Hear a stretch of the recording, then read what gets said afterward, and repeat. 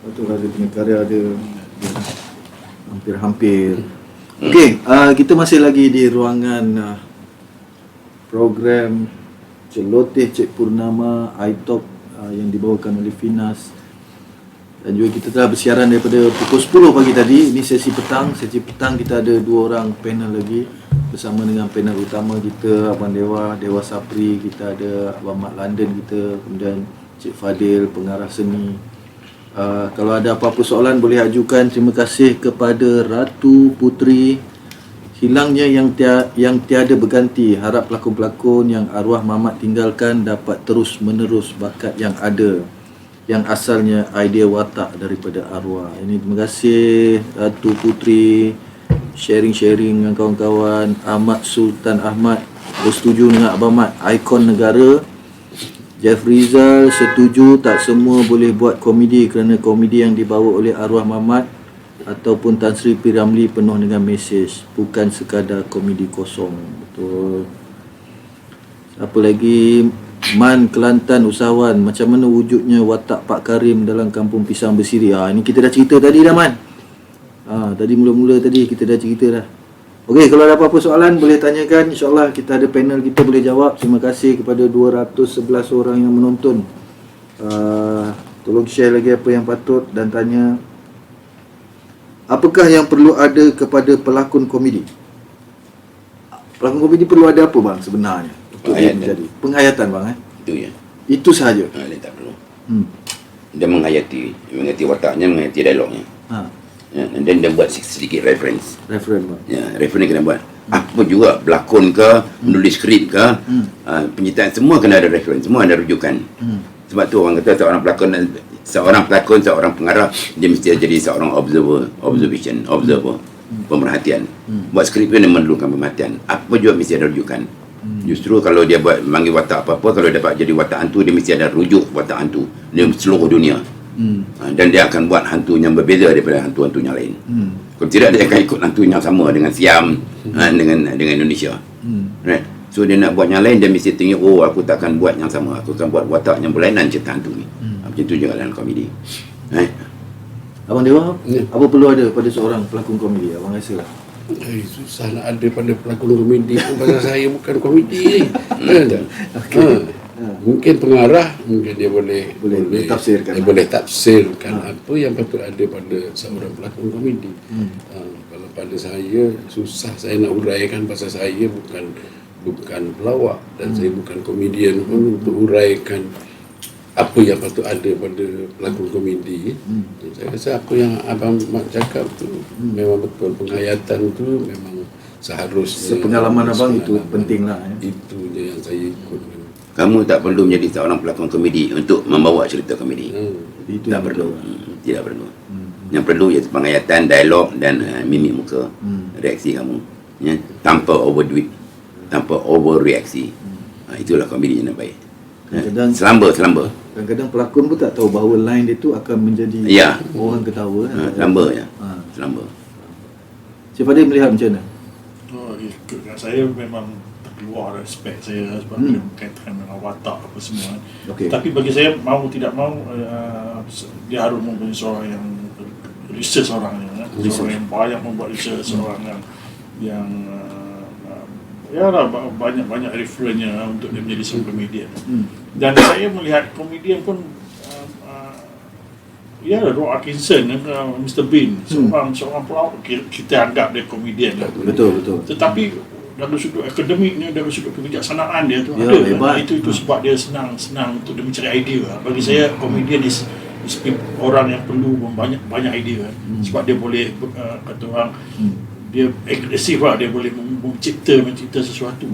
Begitu juga Jim Carrey. Jim Carrey pun saya kata kuat, tetapi live punya seorang yang bijak. Saya rasa harus untuk to be a comedian, dia harus orang yang mempunyai idea, mempunyai banyak referen. Maknanya mungkin mudahlah dia membawa sesuatu isu itu kerana ilmu yang ada, dia mudah mengkelakar suasana handle the situation. Macam Charlie Chaplin yang kita tengok, dia very serious. Very serious Charlie Chaplin.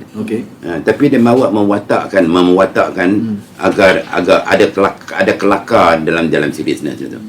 Itu kita lihat itu satu reference yang baik. Ya. Cuma yang lain-lain tu adalah klise kan. Betul. Tetapi bila dia melakukan watak tu, watak terkejut, watak romantik, watak lain-lain semua tu adalah sangat menggelikan hati.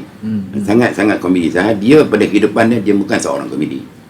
Kalau kita ikut seriousness ni lah, dan dengan kehidupan dia bukan seorang komedi. Betul. Itu juga lah kalau kita dapat jadikan satu benda reference untuk kata orang melakon dengan watak-watak komedi. Okey. Ini soalannya kali terakhir anda bercakap atau menghubungi arwah Muhammad Khalid. Nak jawab ke? Tak ada siapa kan. Kalau dewa datang. Orang dia nak jawab ke? Aku tak nak jawab. Tak nak jawab lah. Okey.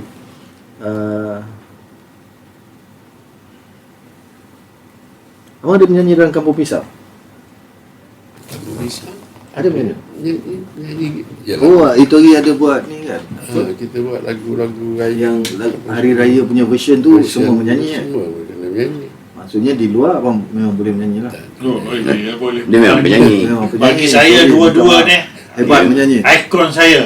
Kalau Abang Mat nak beri apa soalan. kali ikon, bagi saya industri untuk ikon menyanyi Dewa dengan Abang Mat no challenge. Bakal Omar kalau ada. Tiga orang tu taktif bagi. Soalan dia Kita adalah seperti dewa next stage. Oh. Penyanyi dewa ni adalah profession dia dulu. Profession dia, betul.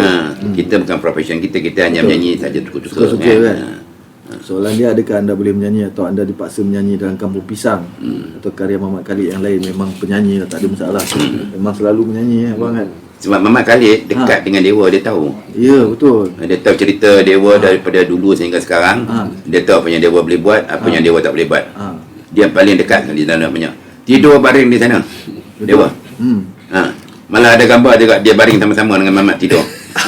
Gambar dia abadi kan. Tak, ada orang cakap juara menari bang, betul ke bang? Dia orang cerita sikit orang sejarah. Dia tak perlu cerita tapi satu masa dulu saya lihat mata kepala saya sendiri. Dia menjadi rebutan. Masa teman-teman jahiliah dulu lah. Kami masuk landut. Bila masuk dia menjadi rebutan. Rebutan bukan rebutan jar tetapi rebutan mami juga. Sebab tarian dia pernah bersini, mungkin Pade pun tahu. Pade mendekat. Saya banyak record kamera saya beli. Bukan saya shooting, bukan. Saya merekod Dewa menari. Dewa menari ya? Dewa turun dari kayangan untuk menari. Sebab tu orang panggil dia dewa. Semua tu orang panggil dewa. Dia buat champion dia banyak lah. Dia champion. So kepada penonton, kalau nak belajar menari, belajarlah kepada dewa. Seni dia tu, seni tarian tu, yang kelembutan itu. Menarik.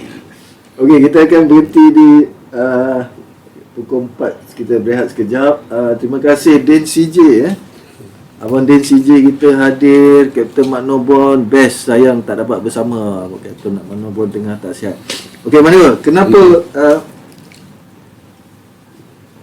apakah filem arahan Muhammad Khalid yang sangat abang sukai dan terkesan? Saya rasa soalan itu dalam semua lakonan abang. Dalam semua saya semua cerita dia saya enjoy.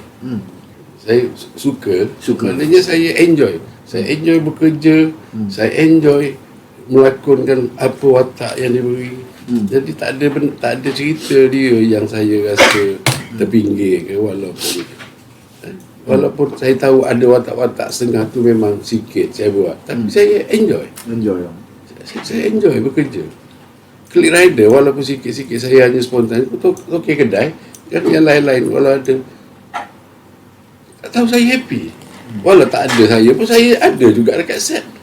Saya datang tak ada karakter saya tak ada shoot pun saya duduk juga dekat set.